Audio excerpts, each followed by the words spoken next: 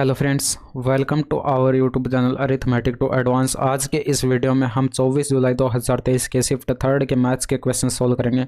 बाकी पीडीएफ आपको Telegram channel पर प्रोवाइड कर दी जाएगी, वहां से आप पीडीएफ डाउनलोड करके रख सकते हैं। चलिए फटाफट से क्वेश्चन नंबर फर्स्ट से शुरू करते हैं।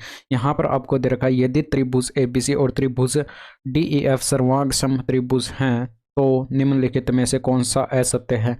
तो यहाँ पर अगर आपने सर्वांग क्षमता पढ़ रखी है तो आपका ये क्वेश्चंस गलत नहीं होने वाला। कहने का मतलब ये है कि एक आपको ट्रायंगल दे रखा है और इसी तरह का एक और ट्रायंगल दे रखा है और दोनों ट्रायंगल आपको सर्वांगक्षम दे रखे हैं। तो सर्वांगक्षमता का रूल ये कहता है कि अगर दो ट्रायंगल आपस में क्या है, सर्वांगक्षम है, तो उन्हें एक दूसरे पर अध्यारोपित किया जा सकता है। यानी कि पहले वाले ट्रायंगल को अगर मैं दूसरे वाले ट्रायंगल के ऊपर रखूँ तो यहाँ पर आपको पता तक नहीं चलेगा कि ये यहाँ पर दो ट्रायंगल रखे हुए हैं या फिर एक ट्रायंगल है। आपको लगेगा कि ये एक ही ट्रायंगल है, क्योंकि इनका सब कुछ एंगल, भुजाएं अगैरह वगैरह जितना भी परिमाप, क्षेत्रफल, सब कुछ इनका आपस में क्या होता है, बराबर होता है सर्वांगक्षम त्रिभुजों का। तो अगर मैं यहाँ पर आपको सिंपल भाषा में बताऊं तो इनके एंगल क्या होंगे, बराबर होंगे। यानी कि यहाँ से अगर ये एंगल 1 है तो ये भी एंगल 1 होगा, अगर ये एंगल 2 है तो ये भी एंगल 2 होगा, और यहाँ पर अगर ये एंगल 3 है तो ये भी एंगल 3 होगा, और यहाँ पर ये वाली भुजा इतनी है तो ये भुजा भी इतनी ही होगी, और यहाँ पर ये वाली भुजा इतनी है तो ये भी इतनी होगी, और यहाँ पर ये वाली भुजा अगर इतनी है तो ये भी इतनी ही होगी। यानी कि इनकी संगत भुजाएं भी आपस में बराबर होंगी। जब संगत भुजाएं आपस में बराबर हैं दोनों ट्रायंगल्स की, तो हम कह सकते हैं कि ये दोनों ट्रायंगल्स जो है वो यहाँ पर आपस में क्या होंगे, सर्वांगसम होंगे। और इनका अगर हम परिमाप कैलकुलेट करते हैं दोनों ट्रायंगल्स का, वो भी आपके पास बराबर आएगा, क्योंकि भुजाएं बराबर हैं सारी। तो यहाँ पर आपको ऑप्शन नंबर फर्स्ट में यही दे रखा था, दोनों त्रिभुजों का परिमाप बराबर है, बिल्कुल सही है। और सेकंड को छोड़ दीजिए एक बार के लिए, यहाँ पर दे रखा है तीसरे ऑप्शन में, दोनों त्रिभुजों में कोणों का अनुपात जो है वो समान है, बिल्कुल। यहाँ पर अगर आप यहाँ पर कोण फर्स्ट को देखेंगे तो दोनों कोण यहाँ पर बराबर हैं। दोनों कोण जब बराबर हैं तो दोनों का अगर रेशियो कैलकुलेट करेंगे तो 1:1 आएगा। इसी तरह से इन दोनों कोणों का योग भी करेंगे तो ये आपके यहाँ पर रेशियो कैलकुलेट करेंगे तो भी आपके पास 1:1 आएगा। और कोण 3 का भी अगर आप रेशियो कैलकुलेट करेंगे तो ये भी 1:1 आएगा। यानी कि एंगल का अनुपात भी आपके पास समान आएगा। इसके अलावा दे रखा था ए बी बराबर डी ई के है। इनको मैं नाम दे देता हूँ ट्रायंगल्स को। ये ए बी सी ट्रायंगल है और ये डी ई एफ ट्रायंगल्स। और यहाँ पर देखिए ए बी आपको डी ई के बराबर दे रखा था, और ये मैंने आपको पहले ही बता दिया था कि संगत भुजाएं आपस में बराबर होती हैं सर्वांगसम त्रिभुजों की। तो यहाँ पर ए बी बराबर डी ई के हो जाएगा, और यहाँ पर बी सी बराबर ये भी आपके पास ई एफ हो जाएगा, क्योंकि दोनों ट्रायंगल्स आपको सर्वांगसम दे रखे हैं। और यहाँ पर ये आपके पास ये भी बराबर हो जाएगा, यानी कि ये भी सही दे रखा है। अब आ जाइए ऑप्शन नंबर सेकंड पर, और यहाँ पर दे रखा है ए सी और डी एफ का अनुपात जो है 2:1 है। अगर मैं ए सी का डी एफ के साथ रेशियो कैलकुलेट करूँगा तो यहाँ पर देखिए ये दोनों भुजाएं आपस में बराबर हैं, और जब बराबर हैं तो बराबर भुजाओं का अगर मैं रेशियो कैलकुलेट करूंगा तो 1:1 आएगा। यानी कि यहाँ पर आपको 2:1 दे रखा था, तो ये आपको यहाँ पर गलत दे रखा था। तो एक्चुअल में जो है इनका रेशियो 1:1 आता है। यहाँ पर सभी भुजाओं का रेशियो अगर कैलकुलेट करते हैं तो यहीं पर आपको यहाँ पर ये ऑप्शन गलत दे रखा था, और यही आपके पास इस क्वेश्चन का सही जवाब था। नेक्स्ट देखिए, एक नोटबुक 12% के लाभ पर ₹28 में बेची गई। यदि इसे ₹26.25 में बेचा जाता है तो लाभ प्रतिशत तो बताना था। तो 12% का मतलब होता है 3/25, यानी कि 25 रुपए की वस्तु जो है वो 3 अधिक में बेची गई, यानी कि सेलिंग प्राइस उसका 28 यूनिट रहा होगा। और क्वेश्चन में यह बताया गया था कि 28 रुपये में बेची गई थी, यानी कि 28 यूनिट की वैल्यू 28 रुपये ही दे रखी थी। तो कितना गुना दे रखी थी, 1 गुना। तो ये भी आपके पास 25 ना होकर 25 का 1 गुना होता तो कोई फर्क नहीं पड़ता, यानी कि कॉस्ट प्राइस तो सेम रहने वाला था, 25 ही रहने वाला था। बट क्वेश्चन में ये बोला गया कि अगर उसे यहाँ पर 26.25 रुपये में बेचा जाता, यानी कि सेलिंग प्राइस 26.25 रुपये आपके पास ये हो जाता, तो यहाँ पर देखते कितने का प्रॉफिट हो रहा है। तो 1.25 का यहाँ पर प्रॉफिट हो रहा है, कितने पर, 1.25 का प्रॉफिट हो रहा है 25 पर। गुणा करते हैं 100 से, तो यहाँ से ऊपर से पॉइंट हटता तो ये बट्टे में 100 आता, ये इससे कट जाता। 25×5 125, 5% का प्रॉफिट हो रहा था। नेक्स्ट देखिए, एक हवाई जहाज बस की तुलना में 5 गुना तेज चाल से यात्रा करता है। यदि बस 80 मिनट में 60 किलोमीटर की दूरी तय करती है तो हवाई जहाज 25 मिनट में कितनी दूरी तय करेगा। तो यहाँ पर हवाई जहाज ई मान लीजिए, एरोप्लेन, ठीक है, और ये बस मान लीजिए। बस की स्पीड अगर 1 यूनिट है तो इसके 5 गुना तेज दे रखी थी एरोप्लेन की चाल, यानी कि 5 यूनिट रही होगी। और यहाँ पर इनकी स्पीड का रेशियो ये हो जाएगा। जब स्पीड का रेशियो इनका ये हो जाएगा तो डिस्टेंस का रेशियो भी यही होगा। अब डिस्टेंस का रेशियो ये कैसे होगा, देखिए यहाँ पर आपको एक फॉर्मूला पता होगा कि चाल बराबर होता है दूरी बटे समय। चाल बराबर दूरी बटे समय। अगर आप यहाँ पर समय को कांस्टेंट मान लें, टाइम को अगर कांस्टेंट मान लें, तो यहाँ पर ये चाल जो है दूरी के प्रोपोर्शनल यानी कि समानुपाती आ जाएगी। स्पीड जो है डिस्टेंस के प्रोपोर्शनल हो जाएगी। तो हम कह सकते हैं कि चाल का रेशियो जो होगा वही यहाँ पर डिस्टेंस का रेशियो होगा। तो ये आपको समझ में आया होगा। और यहाँ पर क्वेश्चन में ये दे रखा था कि ये बस जो है 80 मिनट में 60 किलोमीटर चलती है। तो 1 यूनिट की वैल्यू आपको दे रखी थी 60 किलोमीटर, ठीक है। और हमारे हिसाब से तो यहाँ पर 1 यूनिट चल रही थी, बट क्वेश्चन में दे रखा था 60 किलोमीटर चल रही है। यहाँ पर ये इसका 60 गुना दे रखा, तो एरोप्लेन भी 5 यूनिट ना चलकर ये भी 5 × में 60 यानी कि 300 किलोमीटर ये चलती। और ये आपको डाटा दे रखा था 80 मिनट का, यानी कि ये बस जो है 80 मिनट में 60 किलोमीटर चल रही थी। तो ये आपकी एरोप्लेन जो है वो भी आपके पास 80 मिनट में ही 300 किलोमीटर दूरी कवर करेगी। तो हमारे पास ओवरऑल जो कैलकुलेट होकर आया है वो क्या है, यहाँ पर आया है 80 मिनट में जो ये आपके पास है एरोप्लेन जो है वो यहाँ पर 300 किलोमीटर की डिस्टेंस कवर करती है।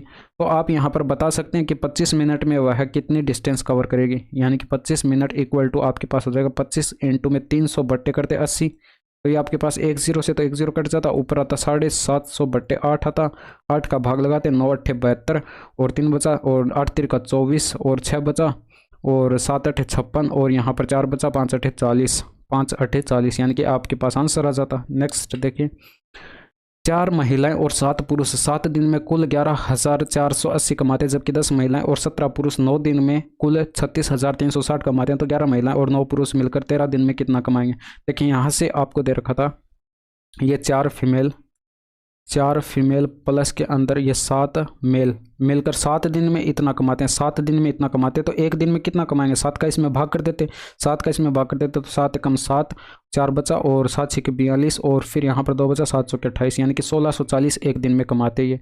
इसी तरह से यहाँ से देखते तो ये 10 फीमेल दे रखी थी और प्लस में ये 17 मेल दे रखे थे, और ये 9 दिन में यहाँ पर ये 36,360 कमा रहे थे। तो 9 का भाग लगा देते, एक दिन की कमाई आ जाती। तो 9 चौके 36, 3 में भाग जाएगा नहीं, 0 उतरा, और 9 चौके 36 और ये 0, ये आपके पास यहाँ पर इनकी एक दिन की कमाई आ जाती है। अब यहाँ से अगर आप इन दोनों इक्वेशंस को सोल्व करते तो आपके पास क्या आता, देखिए यहाँ पर एक चर को आप क्या कर लीजिए, बराबर कर लीजिए। जब एक चर को बराबर करेंगे तो यहाँ पर देखिए मैं इसको बराबर कर लेता हूँ, यानी कि इसको 40f बना लेता हूँ और इसको भी 40f बना लेता हूँ। तो यहाँ पर इसको मेरे को 10 से मल्टीप्लाई करना पड़ेगा इक्वेशन को, और इसको 4 से मल्टीप्लाई करना पड़ेगा।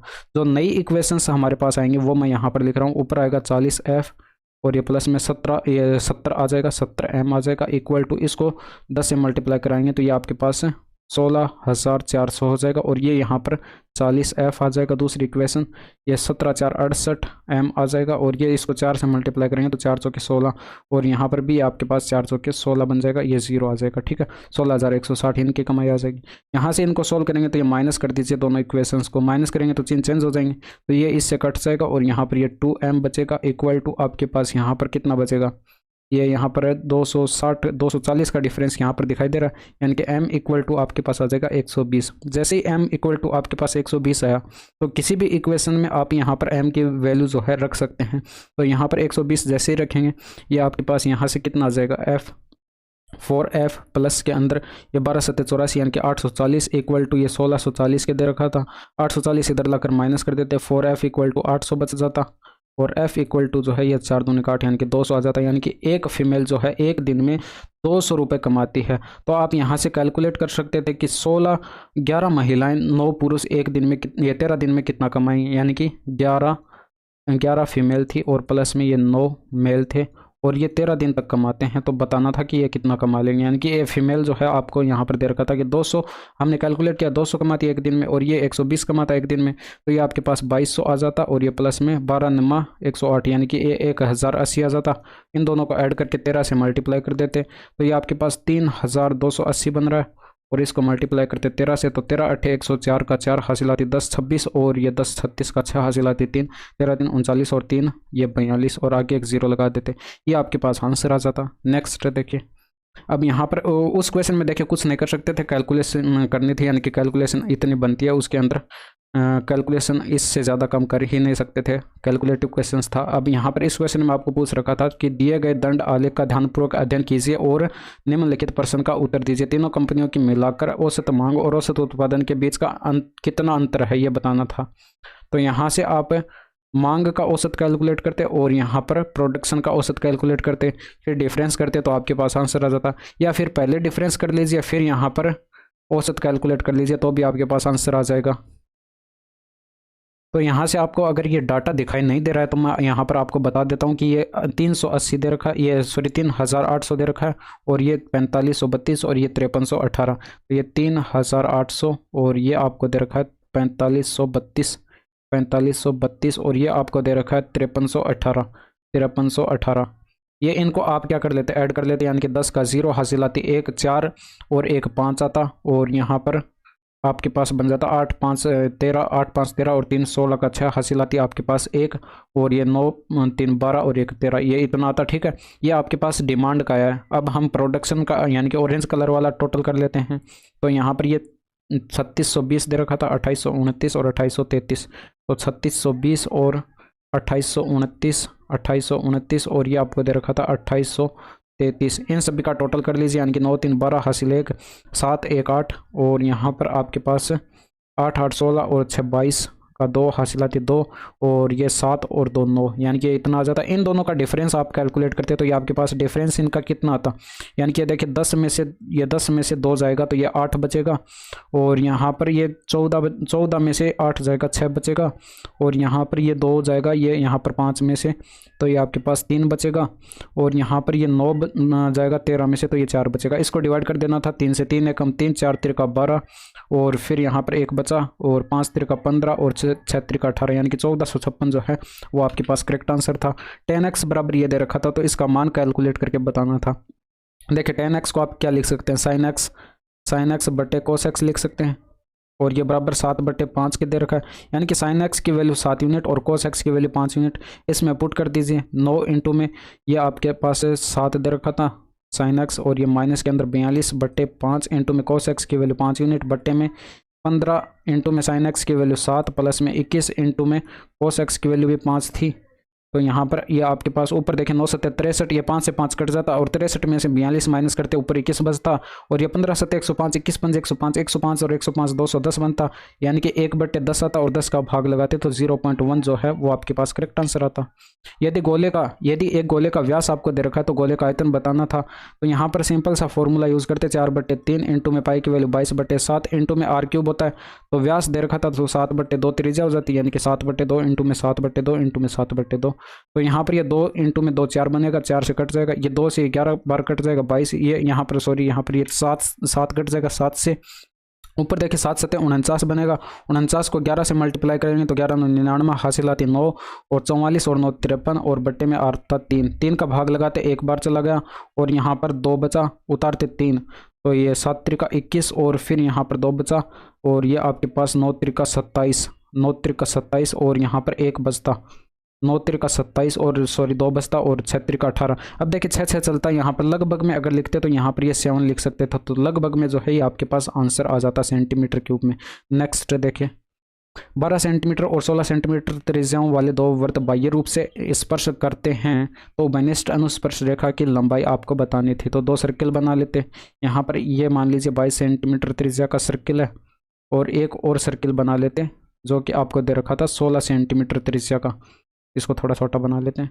ये आपको यहाँ पर 16 सेंटीमीटर त्रिज्या का सर्किल दे रखा था। ये मान लीजिए दोनों इस तरह से यहाँ पर स्पर्श कर रहे हैं, तो यहाँ पर ये दोनों इस तरह से स्पर्श कर रहे हैं, तो इन दोनों के केंद्रों के बीच की डिस्टेंस कितनी हो जाएगी, यानी कि यहाँ से लेकर यहाँ तक की डिस्टेंस, दोनों की त्रिज्याएं आपस में जुड़ जाएंगी। तो ये 22 थी, ये 16 थी, यानी कि दोनों को जोड़ेंगे तो ये 38 सेंटीमीटर जो है इन दोनों के बीच की केंद्रों के बीच की डिस्टेंस जो है वो हो जाएगी। अब इनके उभयनिष्ठ अनुस्पर्श रेखा अगर मैं खींचूँ तो कुछ इस तरह से जो है इनके उभयनिष्ठ अनुस्पर्श रेखा जाएगी, यानी कि यहाँ से जो ये स्पर्श कर रही है उस स्पर्श बिंदु से, यानी कि उन स्पर्श बिंदु से, यानी कि यहाँ से अगर मैं केंद्र तक ये रेखा खींचूं तो ये इस वाले वृत्त की त्रिज्या हो जाएगी, और यहाँ से अगर ये खींचूं तो ये इस वाले वृत्त की त्रिज्या हो जाएगी।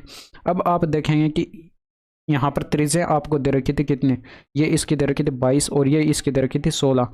इस वाली त्रिज्या से आप क्या करिए, इस पर एक परपेंडिकुलर खींचिए, यहाँ से एक परपेंडिकुलर खींचिए, ये इस पर लंबवत, यहाँ पर ये लंब होगा, ठीक है, ये यहाँ पर इस तरह से कुछ लंब होगा। अब यहाँ पर ये लंब होगा तो ये आपको पता है ये 90 डिग्री के कोण, ये तो 90 डिग्री के एक्चुअल में होंगे ही होंगे, और ये भी आपके पास यहाँ पर 90 डिग्री का बचा है, क्योंकि ये 3 एंगल 90 डिग्री के हो गए तो ये भी 90 डिग्री का होगा। तो यहाँ से आपके पास ये वाली भुजा जो है ये आपके पास एक तरह से आयत बन चुका है, और ये आयत में आमने सामने की भुजाएं बराबर होती हैं, यानी कि ये वाली भुजा यहाँ पर इस भुजा के बराबर होगी। ये वाली भुजा जब इस भुजा के बराबर होगी तो हम इसी को कैलकुलेट कर लेते हैं, ये ऑलरेडी कैलकुलेट हो जाएगी। तो यहाँ से आपके पास ये टोटल आपके पास 22 दे रखी थी, ये 16 है। तो यहाँ पर इसके सामने की भुजा यहाँ से ये यहाँ से लेकर यहाँ तक की ये आपके पास 16 हो जाएगी, बची ये, यानी कि ये 22 में से जब 16 माइनस करेंगे ये 6 बचेगी।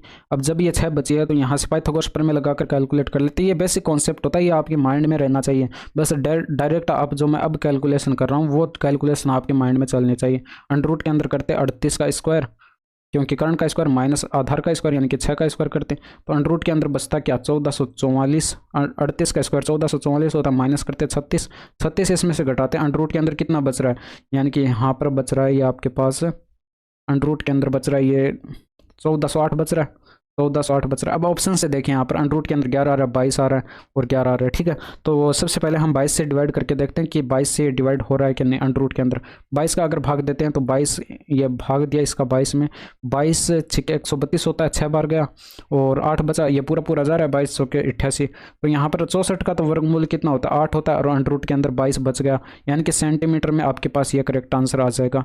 तो ये आपको कैलकुलेशन करनी थी। नेक्स्ट देखिए, यहाँ पर आपको दे रखा था एक व्यक्ति अपने आय का 25% दैनिक उपयोग की वस्तुओं पर खर्च करता है, इसके अतिरिक्त तो वह शेष आय का 18% घर के किराए पर और फिर शेष आय का 16% यात्रा पर खर्च करता है। उसके बाद उसके पास केवल 861 बचते हैं, उसका वेतन कितना था ये बताना था। तो 25% की फ्रैक्शन वैल्यू क्या हो जाएगी, ये आपके पास 1/4 हो जाएगी, यानी कि 4 में से 1 यूनिट उसने खर्च कर दिया। अब यहाँ पर x मान लीजिए उसका यहाँ पर आय थी, ठीक है, x उसकी आय थी, इसका यहाँ पर 4 में से 1 यूनिट खर्च दिया, यानी कि 3/4 शेष बचा होगा। और 18/9 का मतलब होता है ये 18% का मतलब होता है 9/50, फ्रैक्शन वैल्यू 9/50 होती है, यानी कि 50 में से 9 खर्च कर दिया तो 41/50 कैलकुलेट करेंगे। 16% का मतलब कितना होता है, ये 4 आपके पास 4/25 होता है, ये आपके पास 4/25 होता है, यानी कि 25 में से 4 खर्च कर दिया तो ये यहाँ पर 21/25 कैलकुलेट करेंगे और ये बराबर आएगा आपके पास सेविंग के, यानी कि उसके पास इतने बचते हैं। तो ये 861 यहाँ पर ये उसके पास बचते हैं, बराबर 861 के हो जाएगा। 21 से देखिए ये कट रहा है, यानी कि 21 4 84, 21 से कम 21 41 बार, 41 से 41 कट जाएगा। यहाँ पर ये 50 4 से मल्टीप्लाई होगा 200 और 200 इंटू में 25 करेंगे 5000 बटे में बनेगा, x इक्वल टू आ जाएगा 5000/3, यानी कि 3 का भाग देंगे, ऊपर 3 था ये बट्टे में आ जाएगा, ठीक है। 3 का भाग देंगे तो 3 1 कम 3 2 बचा, उतारेंगे 0, 6 का 18, फिर यहाँ पर 6 का 18, फिर 6 का 18, ठीक है। अब लास्ट में जाकर शेषफल 2 ही बचेगा और बट्टे में 3, ये आपके पास जो है करेक्ट आंसर आता। नेक्स्ट देखिए, राम 15 घंटे में 60 पेज कॉपी कर सकता है, यदि राम और रिया मिलकर 30 घंटे में 180 पेज कॉपी कर सकते हों तो रिया 20 पेज कितने घंटे में टाइप करेगी। देखिए राम का आपको यहाँ पर दे रखा है, ये 15 घंटे में जो है 15 घंटे में 60 पेज जो है कॉपी कर सकता है। तो 1 घंटे में यह कितने पेज कॉपी कर सकता है, आप 15 का भाग लगा देंगे, यानी कि 4 पेज कॉपी कर सकता है। इसके अलावा राम और रिया ये दोनों मिलकर जो है 30 घंटे में 180 पेज टाइप कॉपी कर सकते हैं। तो यहाँ पर 1 घंटे में ये कितने पेज कॉपी करेंगे, यानी कि 30 का भाग लगा देते तो 6 पेज कॉपी करेंगे। तो यहाँ से ओवरऑल जो आपके पास निकल कर आया है वो आया है कि राम और रिया ये दोनों आपस में मिलकर जो है 6 पेज कॉपी कर सकते हैं 1 घंटे में। और ये आपको यहाँ पर आपने कैलकुलेट किया था कि राम जो है 1 घंटे में 4 पेज कॉपी कर सकता है, तो रिया यहाँ पर कितना आ जाएगा, यानी कि रिया की अकेले की कितनी आ जाएगी, यानी कि रिया जो है 1 घंटे में 2 पेज कॉपी कर सकती है। तो 20 पेज कॉपी करने में इसको कितना टाइम लगेगा ये कैलकुलेट कर सकते हैं। तो 20 पेज रिया कॉपी करेगी, यानी कि ये 20/2 यहाँ पर करेंगे तो ये 10 घंटे का जो है इसको टाइम लगेगा। नेक्स्ट देखें, किन्हीं दो प्राकृत संख्याओं के घनों का अंतर आपको ये दे रखा है, जबकि दी गई दोनों संख्याओं का धनात्मक अंतर 8 है तो दी गई संख्याओं का गुणनफल आपको बताना था। तो ओवरऑल आपको यहाँ पर ये दे रखा था कि दो संख्याएं मान लीजिए a और b हैं, तो a³ - b³ आपको दे रखा था कितना 6272 दे रखा था और इनका धनात्मक अंतर यानी कि a - b आपको दे रखा था 8। तो यहाँ से आप क्या करते फॉर्मूला लगा देते, यानी कि a³ - b³ का फॉर्मूला लगाते तो a - b का होल क्यूब बन जाता और ये प्लस में 3ab और इंटू में a - b बनता और ये बराबर आपको दे रखा था 6272 के। तो यहाँ से a - b की वैल्यू आपके पास क्या थी 8 थी, तो यहाँ पर a - b की वैल्यू जगह 8 रखते और यहाँ पर भी 8 रखते तो सोल्व कर लेते, यानी कि सोल्व करते तो आपके पास जो है फाइनल आंसर क्या आता है 8 का क्यूब 512 और ये प्लस के अंदर 3 इंटू में 8 करते 24 और ab इक्वल टू आपके पास ये कितना आता 6272। 512 इधर लाकर घटाते तो ये आपके पास जो है 5760 बचता। 24 ab की वैल्यू जो है 5760 आई है। 24 का भाग करते तो यहाँ पर ये आपके पास 24 दूनी 48 दो बार गया, और 24 100 के क्षण में 4 बार गया, और ये 240 जो है वो आपके पास करेक्ट आंसर था। नेक्स्ट देखिए, तो 200 मीटर की रैखिक दौड़ में यदि ए बी को 25 मीटर का स्टार्ट देता है तो ए दौड़ को 10 सेकंड से जीत जाता है। वैकल्पिक रूप से यदि ए बी को 45 मीटर का स्टार्ट देता है तो दौड़ डेड हिट यानी कि बराबरी पर समाप्त हो जाती है। तो ए को 200 मीटर दौड़ने में कितना समय लगेगा। अब यहाँ से देखिए, पहले आप इस चीज़ को समझिए कि ए और बी जो है यहाँ पर ये आपके पास ये कोई फर्स्ट बिंदु और ये लास्ट बिंदु है रेसिंग का, ठीक है। और इन दोनों के बीच की डिस्टेंस जो है वो यहाँ पर कितनी दे रखी है, ये आपको दे रखी है 200 मीटर, 200 मीटर दे रखी है। अब यहाँ से ए दौड़ना स्टार्ट करता है, इसने बी को यहाँ पर 25 मीटर की छूट दी, ठीक है, 25 मीटर की इसने स्टार्ट दी, तो बी 25 मीटर आगे से दौड़ेगा। तो रेस जो कंप्लीट होती है फाइनली, तो ए जो है वो यहाँ पर 10 सेकंड से जीत जाता है, यानी कि बी जो है 10 सेकंड पीछे रह जाता है, 10 सेकंड बाद रेस को कंप्लीट करता है।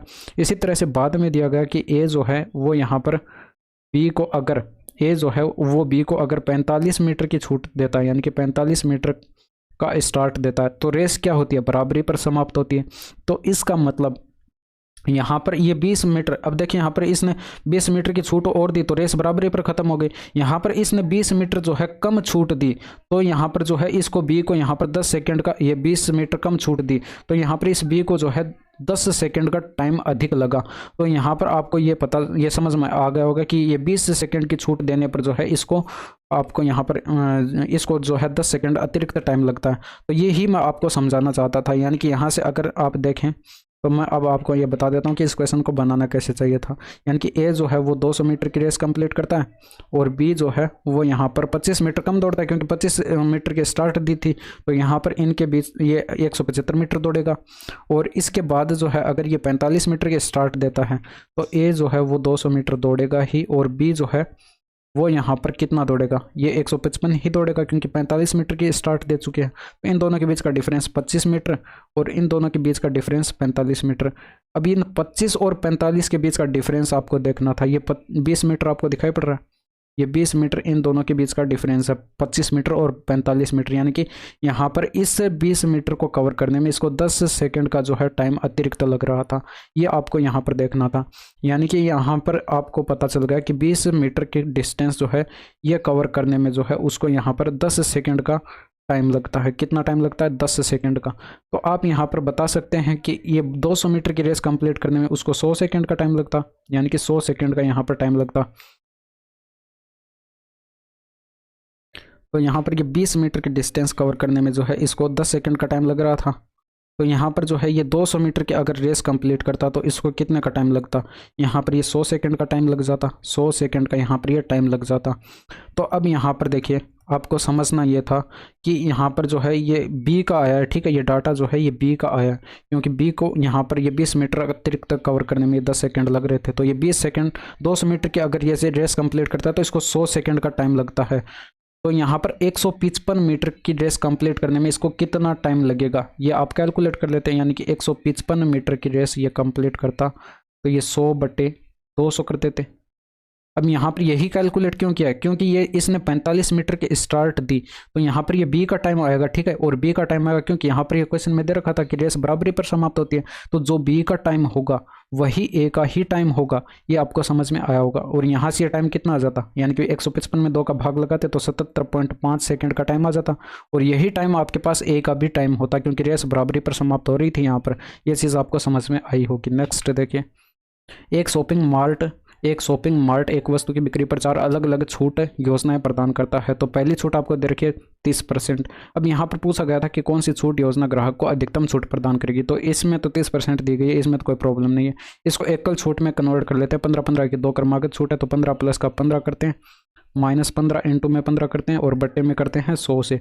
15 का स्क्वायर तो 225 होता है, यानी कि 15-15 कितना हो गया 30, और 30 में से माइनस हो रहा है 2.25, तो हमें यहाँ पर माइनस नहीं करना था। यहाँ पर देखिए ये ज़्यादा होगी 30%, ये तो 30 में से भी माइनस हो रही है, यानी कि ये छूट 30 से कम होगी, तो इसको हमें अब देखना भी नहीं है।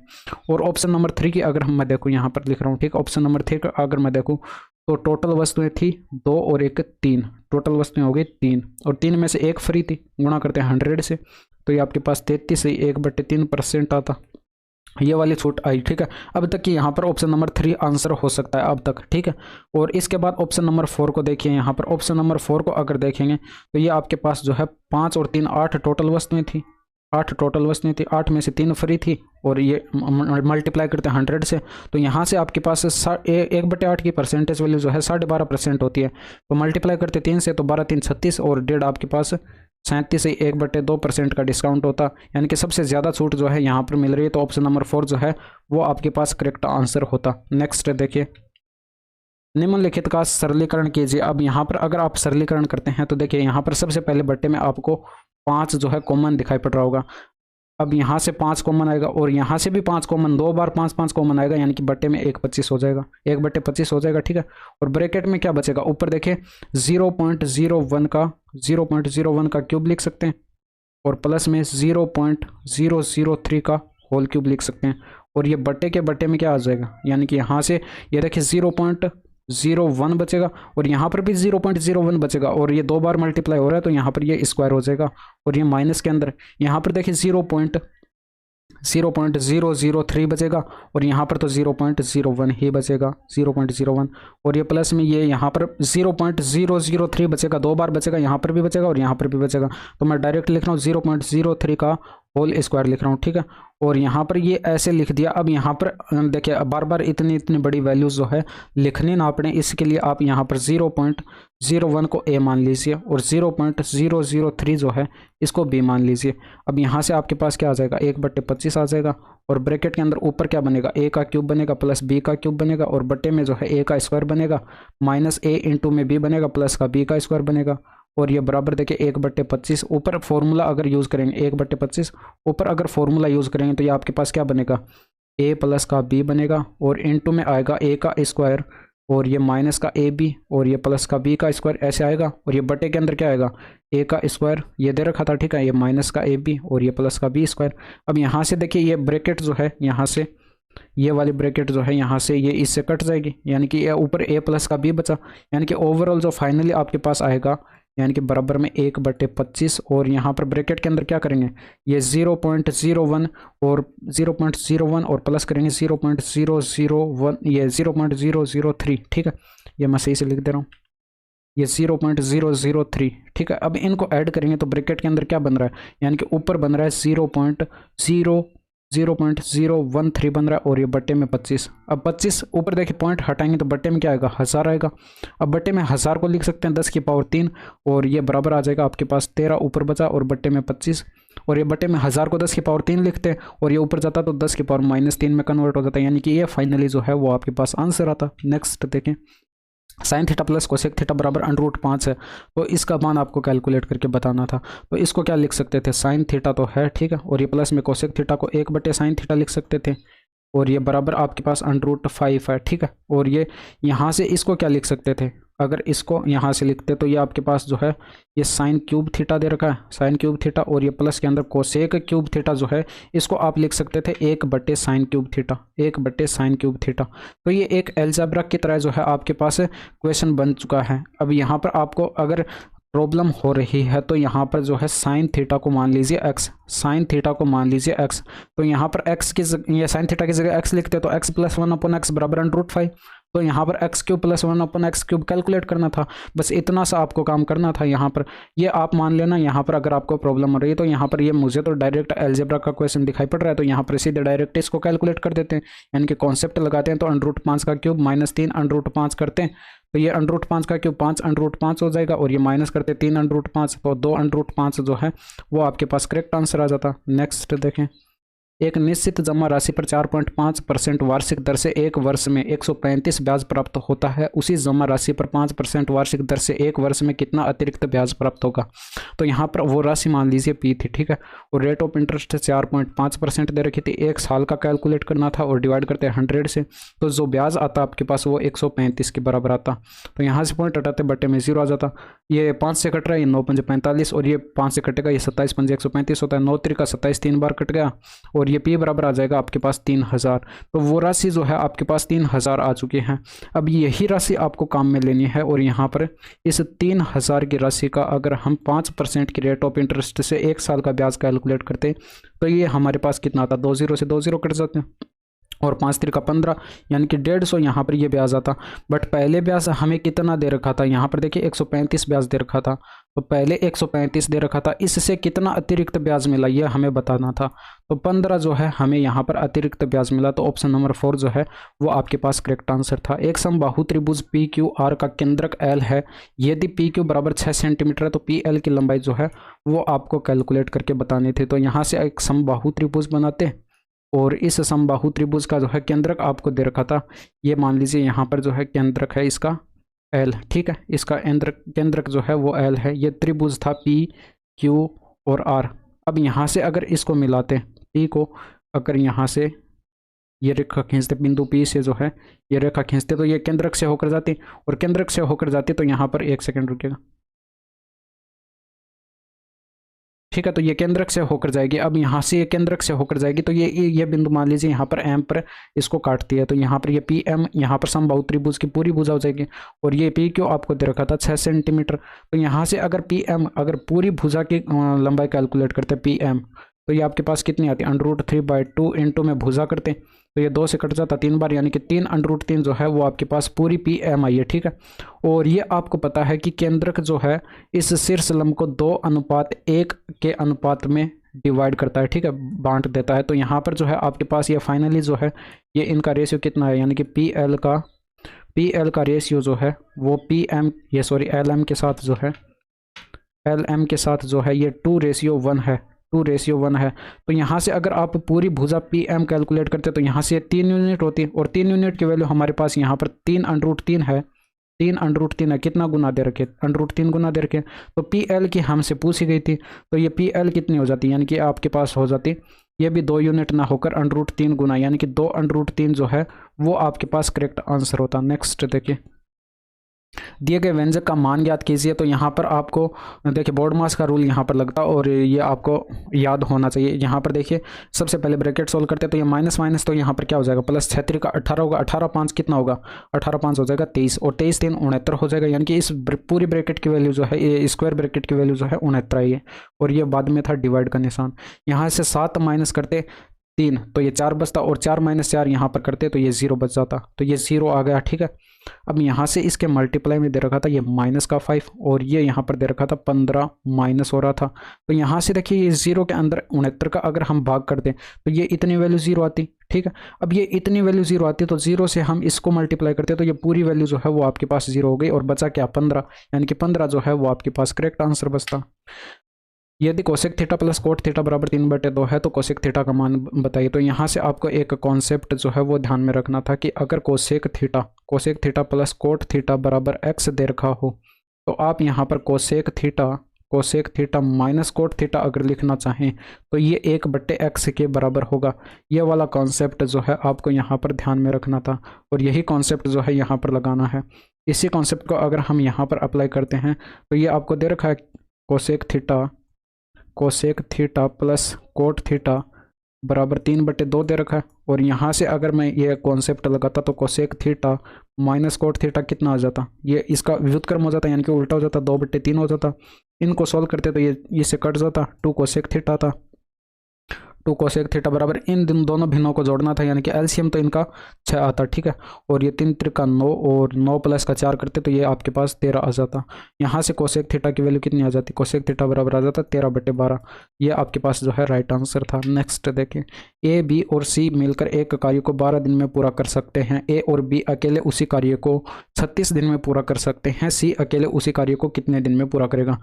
देखिए यहाँ पर ए बी और सी ये तीनों एक साथ मिलकर जो है उस कार्य को 12 दिन में कंप्लीट कर सकते हैं। तो इनटू करते 12 तो ये आपके पास टोटल वर्क आता। और यहाँ से अगर देखते टोटल वर्क ए जो है 36 दिन में कर सकता है और बी जो है वो भी 36 दिन में कर सकता है। तो ए इंटू में 36 करते ये टोटल वर्क होता है और बी इंटू में 36 करते ये भी आपके पास टोटल वर्क होता है, यानी कि आपस में क्या होते हैं, बराबर होते हैं। तो यहाँ से ए और बी का अगर रेशियो कैलकुलेट करते तो 1:1 जो है इनकी एफिशिएंसी का रेशियो आ गया, यानी कि इनकी क्षमताओं का रेशियो आ गया। तो आप यहाँ से अगर टोटल वर्क कैलकुलेट करते किसी भी साइड जो है ए की एफिशिएंसी रख दीजिए, इस साइड करेंगे तो इस साइड बी की एफिशिएंसी रख देते हैं, यानी कि 1 इंटू में 36 आता। ये इनकी ए की एफिशिएंसी 1 यूनिट और बी की एफिशिएंसी 1 यूनिट है, ठीक है। तो 1 इंटू में 36 करते टोटल वर्क आपके पास 36 यूनिट आया। ये भी आपके पास जो है बराबर कितना हो जाता, यानी कि ये आपके पास जो है बराबर हो जाता 36, क्योंकि टोटल वर्क 36 था। तो 12 3 36, 3 बार कट जाएगा। अब हमारे पास ए की एफिशिएंसी तो यहाँ पर 1 यूनिट थी और बी की भी 1 यूनिट। तो ए की 1 यूनिट हो गई, बी की 1 यूनिट हो गई। तो सी की कितने बचे, देखिए टोटल इन तीनों की मिलाकर कुल 3 के बराबर हो रही है, यानी कि 2 तो इनकी मिलाकर होगी। तो एक इसकी बची, यानी कि इसकी सी की एफिशिएंसी जो है वो 1 यूनिट हो जाएगी। अब पूछा यह गया था कि सी अकेले जो है ये टोटल काम कितने दिनों में करेगा।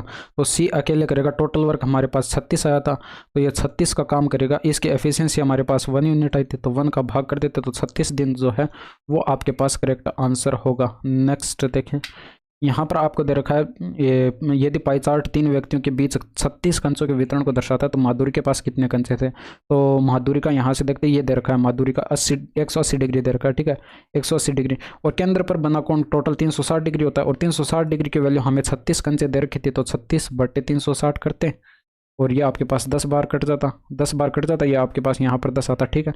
और 10 से ये 0 कट जाता, यानी कि आपके पास जो है 18 आंसर आ जाता, 18 आंसर आ जाता। नेक्स्ट देखिए, यहाँ पर आपको दे रखा है यदि ये दे रखा है तो इसका मान आपको कैलकुलेट करना था। तो यहाँ से अगर सोल्व करते तो ये क्रॉस मल्टीप्लाई करते थे, तिरछा मल्टीप्लाई करते तो ये 6a बराबर आ जाता 7b। अब यहाँ से इसको सोल्व करना था, यानी कि ऊपर रखते 6a की जगह 7b रख सकते थे और प्लस में 13b और ये बट्टे में 7b और ये माइनस के अंदर 13b। ऊपर हो जाता आपके पास 20b और ये बट्टे में हो जाता माइनस का 6b, यानी कि ये 20 से तो b कट जाता, 2 से कटता तो ये 10 माइनस का 10 बटे ये 3 आता। यही आपके पास करेक्ट आंसर था। नेक्स्ट देखिए, ए एक कार्य को 9 दिनों में और बी 12 दिनों में पूरा कर सकता है। यदि वे इस पर 5 दिनों तक एक साथ मिलकर कार्य करते हैं तो कार्य का शेष भाग आपको बताना था। तो ए यहाँ पर बता रखा था कि 9 दिन में कार्य करता है और बी यहाँ पर बता रखा था 12 दिन में कार्य पूरा कर सकता है। तो ये दोनों आपस में टोटल वर्क होंगे और आपस में बराबर होंगे। तो ये यहाँ से 3 से कटेगा 3 बार, ये 3 से कटेगा 4 बार। ए और बी की एफिशिएंसी का रेशियो आ जाएगा 4:3। क्वेश्चन में बोला गया था कि ये दोनों मिलकर जो है 5 दिन तक कार्य करते हैं। तो यहाँ से अगर टोटल वर्क आप देखते तो टोटल वर्क आपके पास कितना होता, यहाँ से आप किसी भी साइड से कैलकुलेट कर सकते हैं टोटल वर्क, यानी कि टोटल वर्क आपके पास ए की एफिशिएंसी 4 यूनिट आई थी और इनटू में रखते ये 9, तो 9 चौके 36 जो है यहाँ पर टोटल वर्क था। और क्वेश्चन में बोला गया था कि ये दोनों जो है एक साथ मिलकर 5 दिन तक कार्य करते हैं। तो दोनों मिलकर यानी कि 4 प्लस का 3, यानी कि ए और बी की एफिशिएंसी का योग किया मैंने और ये मिलकर 5 दिन तक कार्य करते हैं। तो मल्टीप्लाई कर देते 5 से, 7 पंजे 35 यूनिट का काम जो है ये हो चुका है।